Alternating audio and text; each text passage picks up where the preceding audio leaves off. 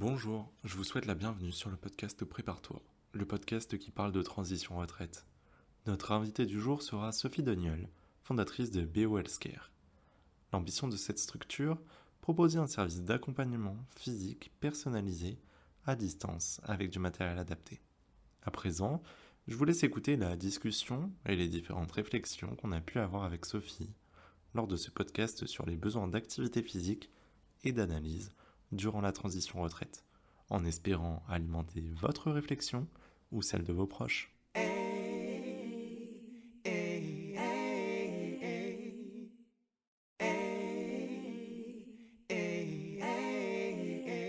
Aujourd'hui, nous accueillons Sophie Doniel, CEO de BO Healthcare. Bonjour Sophie, est-ce que tu peux te présenter en quelques minutes? Bonjour, alors oui, en effet, je suis Sophie Deniel et j'ai créé BO Healthcare en 2020. Mais avant BO Healthcare, j'avais déjà créé BookBO, qui est une entreprise spécialisée sur la réalité augmentée, la réalité virtuelle et l'intelligence artificielle. Et d'ailleurs, on a passé nos 14 ans d'anniversaire le 17 octobre 2022.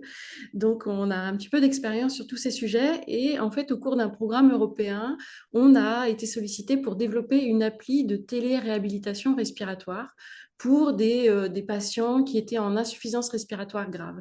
Et c'est comme ça qu'on a un peu rencontré le champ de la télémédecine et qu'on s'est rendu compte de l'importance des outils numériques pour la télémédecine au bénéfice des patients. Et c'est du coup à l'issue de ce programme européen de recherche que j'ai décidé de créer BO Healthcare et de développer des applications dans la e-santé.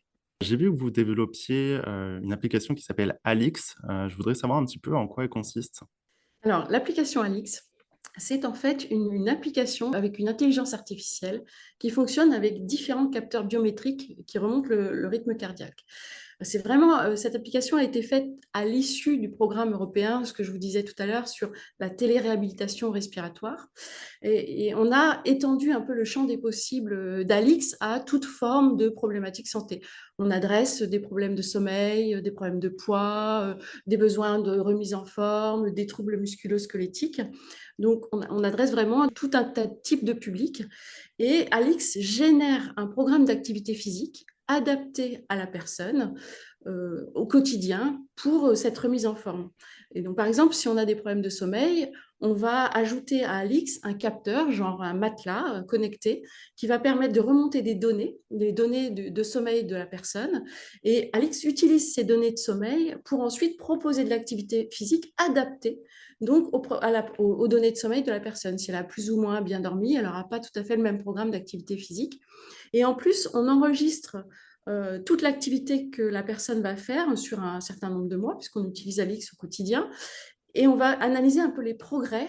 Donc, on va vraiment répondre à cet objectif de santé de troubles de sommeil pour diminuer les troubles de sommeil et être plus en forme. Donc, c'est vraiment un bénéfice pour l'utilisateur, un bénéfice santé. Et donc, j'aurais aimé savoir, selon vous, comment l'activité physique peut-elle contribuer au bien-être du futur retraité? Au cours de toutes nos rencontres avec les médecins, les kinés, les chirurgiens, l'activité physique, c'est le dénominateur commun de la santé. Bien bouger, bien dormir et bien manger, ce sont les trois fondamentaux pour rester en bonne santé. Donc, nous, on adresse vraiment l'activité physique qui d'ailleurs, au passage, est très importante pour préparer, par exemple, une personne à une séance de chimiothérapie ou préparer une personne à une opération de la hanche ou du genou. Une personne en bonne condition physique a de bonnes chances d'avoir une opération efficace et un suivi de la douleur post-opératoire beaucoup moins problématique. Le numérique apporte, quelque chose, ça apporte un nouvel intérêt pour l'épanouissement des futurs retraités, de lier les 2, Alors, activité physique et numérique? voilà, justement, du coup, on voit que l'activité physique, c'est un dénominateur commun, mais c'est très difficile de motiver les personnes à faire de l'activité physique régulièrement, à se rendre compte aussi de leurs besoins en activité physique, parce que finalement, quand on n'a pas de problème de santé, on se dit, bah, voilà, j'en ai pas besoin. Et quand on s'en rend compte, finalement, qu'on a un problème de santé, c'est un peu trop tard. Donc, et les outils numériques permettent de démultiplier les kinés et les médecins. En fait, il nous faudrait un médecin ou un kiné ou un coach au quotidien qui nous motive, qui nous accompagne à bien bouger. et évidemment, on en manque cruellement, ça coûterait beaucoup trop cher. Du coup, le numérique, il permet de démultiplier le coach, puisqu'il est virtualisé sous forme d'avatar. On peut l'utiliser quand on veut, où on veut, dans le confort de la maison, et ça, c'est vraiment un avantage capital. Et en plus de ça, on a un suivi numérique de ces données. Ça responsabilise la personne, ça permet de mieux se connaître puisqu'on a nos données à nous de santé et d'activité physique. Donc, on se connaît mieux. On a des capteurs qui nous donnent régulièrement des données sur notre santé. On voit comment on s'améliore. Et en plus, on est motivé à continuer puisque, évidemment, on se rend compte de l'importance de cette activité physique. Donc clairement, le numérique et l'intelligence artificielle notamment, qui permettent de faire des programmes complètement sur mesure, hyper personnalisés pour chaque personne, selon son propre profil, selon sa propre capacité de mouvement, elle est extrêmement efficace. Et donc, les praticiens viennent d'eux-mêmes pour proposer à leurs patients ou comment ça se passe pour justement un petit peu le déroulement de l'application Alix? Alors aujourd'hui, Alix, elle est plutôt proposée au grand public, en dehors d'être d'un cadre médical, où toutes les personnes, alors justement pour les personnes sont en transition au passage à la retraite, où eh bien, ça permet de se dire, bah là on était en activité, tout d'un coup on s'arrête. Ben, Alix est vraiment parfaite pour accompagner les personnes à garder un rythme, à se rendre compte que, ben, effectivement, à partir d'un certain âge, on commence à avoir des petits soucis physiques, physiologiques, tous les troubles s'accumulent. Et là, ben, du coup, Alix permet d'accompagner cette transition et tout en douceur et justement de rester en forme le plus longtemps possible, hein, d'améliorer sa qualité de vie. J'aurais voulu savoir si à terme, justement, quand même, le corps médical pourrait avoir un intérêt à l'utilisation d'Alix, par exemple, en consultant la progression de ses patients, s'ils font bien les exercices préconisés, etc. Oui, justement, en fait, ce que je voulais vous dire, c'est que d'abord, on met à disposition du grand public cette application, finalement pour tous les types de personnes. Et ensuite, ça nous permet de collecter beaucoup de données d'utilisateurs. Ça nous permet d'entraîner notre intelligence artificielle à devenir complètement autonome. Une fois qu'on a cette intelligence artificielle totalement autonome, elle peut être un dispositif médical aux mains de n'importe quel médecin qui va prescrire Alix à son patient, justement, par exemple, une chirurgie programmée de la hanche eh bien, on propose Alix qui va fournir jour 1, jour 2, jour 3 de l'activité physique adaptée pour préparer à cette opération. Et ce sera là un dispositif médical. C'est vraiment notre objectif, justement pour démultiplier les actions des kinésithérapeutes, des médecins, des chirurgiens. Et ce sont eux-mêmes qui nous le disent et sont en manque de ce type d'outils. Pour la partie grand public, justement, comment les personnes peuvent se procurer la solution Alix? Alors, on a actuellement un site e-commerce qui s'appelle alixformi.com. Alors, Alix Form, hein, on joue sur les deux mots. C'est Formi et Form, voilà. Et puis, on peut acheter un capteur et s'abonner à Alix. Bon, voilà, c'est un abonnement mensuel. D'accord, très bien. Et donc, j'aurais aimé savoir un petit peu votre retour ou plutôt pourquoi les futurs retraités devraient justement choisir votre solution? Ce que je disais un peu tout à l'heure, c'est que je pense que effectivement la retraite, c'est un nouveau type de vie, mais c'est aussi un âge auquel on se rend compte qu'il faut entretenir le corps pour pouvoir rester en bonne santé le plus longtemps possible. Et là, Alix, c'est vraiment un outil d'accompagnement et aussi de motivation. Parce que c'est souvent ça le problème, c'est il faut se sentir motivé. Puis bon, finalement, ça devient compliqué de sortir de chez soi aussi pour aller rencontrer des professionnels de santé. Ou, voilà. Donc, ça dépend, hein, il y a des personnes âgées, au contraire, qui ont des liens sociaux et qui vont, du coup, peut-être compléter leur activité, par exemple de randonnée ou de marche, par un Alix à la maison qui permet d'avoir un vrai maintien en forme finalement sur la durée. D'accord. Oui, c'est une solution qui pourrait être utile, par exemple, à des personnes habitant en campagne, qui peuvent pas forcément aller, se rendre en salle de sport ou trouver justement un groupe de pairs pour s'entraîner ensemble et admettons dans un couple où, l'homme est parti à la retraite et la femme est encore en activité, finalement, ça permet de motiver la personne, toute seule, finalement. Exactement, exactement. Et puis il y a aussi des personnes plus âgées qui ne peuvent plus conduire, qui ont des problèmes de vue, etc. Donc, effectivement, utiliser un outil numérique à la maison.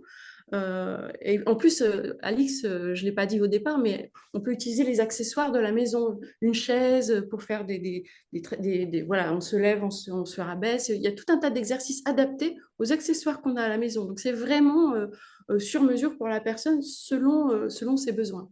C'est une solution qui peut être pratiquée sans matériel et ensuite on doit prendre chaque matériel en fonction d'un besoin spécifique qu'on peut avoir, c'est ça? C'est ça. Alors, déjà, on définit un premier objectif santé. Donc, si c'est par exemple de la remise en forme, ensuite, on dit ben, aujourd'hui, parce que c'est un peu sur mesure et à la demande, aujourd'hui, j'ai qu'une chaise avec moi. Bon, bah, Alix va aller chercher des exercices qui fonctionnent avec une chaise ou sans chaise et elle va créer une séance de 20 minutes pour le jour J. Le lendemain, bah, tiens, j'ai des poids, j'ai des bouteilles d'eau. Là, aujourd'hui, je peux faire un peu de poids. Bah, du coup, je définis tous les accessoires que j'ai. Alors, j'ajoute aussi un capteur, hein, comme ça permet d'avoir le rythme cardiaque en temps réel aussi, et ça permet d'avoir plus de données. La personne, à la fin de sa séance, elle a tout son rythme cardiaque pendant sa séance, le temps on lui demande de juger aussi sa séance, si c'était difficile, pas difficile, etc. Comme ça, la séance suivante, on aura encore une adaptation par rapport au ressenti de la séance précédente. Donc, c'est vraiment une amélioration continue du programme de maintien en forme. Ouais, je pense que c'est vraiment bénéfique en plus d'avoir quelque chose de personnalisé et qui s'adapte dans le temps pour justement garder la Et motivation. le petit avantage encore là-dessus, c'est que bah, toutes ces données des capteurs matelas, bagues connectées ou bracelets connectés sont conservés dans un genre de carnet, un historique de l'application.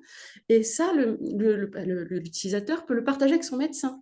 Donc, s'il a un petit problème, il dit, bah là, moi, j'ai mes données voilà ce que ça donne, qu'est-ce que vous en pensez, qu'est-ce que je devrais faire? Et ça peut aussi être dans des alertes d'apnée du sommeil ou des choses comme ça. Euh, Quand on commence à se sentir gravement, dans un état bizarre, eh ben, on a des données à partager à son médecin. Donc ça responsabilise vraiment la personne sur sa santé.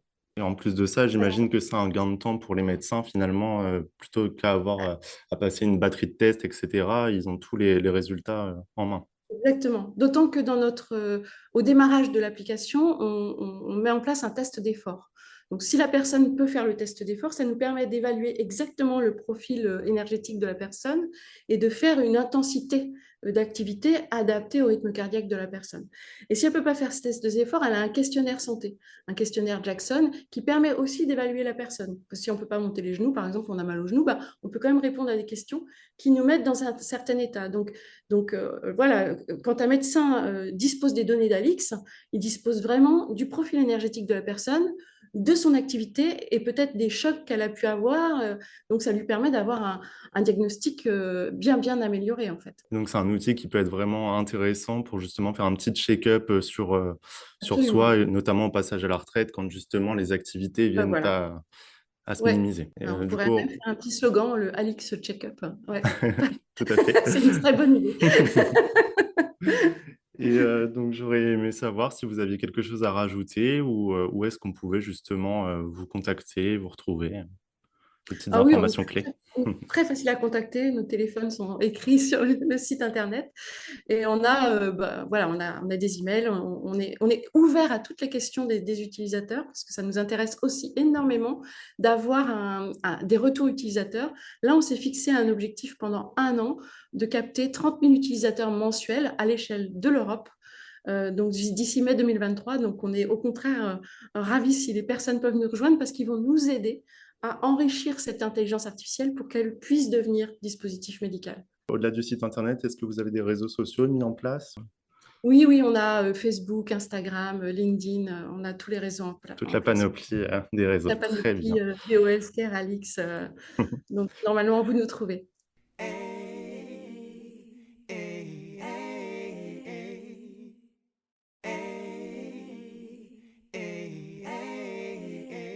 Je tiens une nouvelle fois à te remercier pour ta participation au podcast Prépare-toi.